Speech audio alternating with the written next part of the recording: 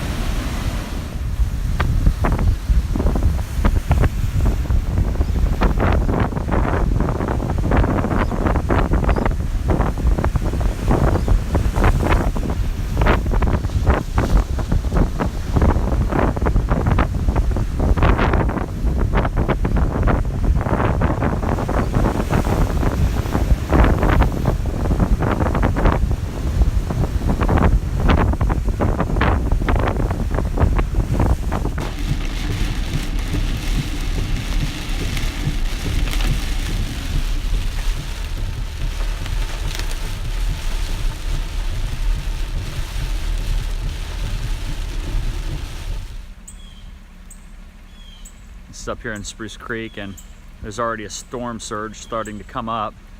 It's probably about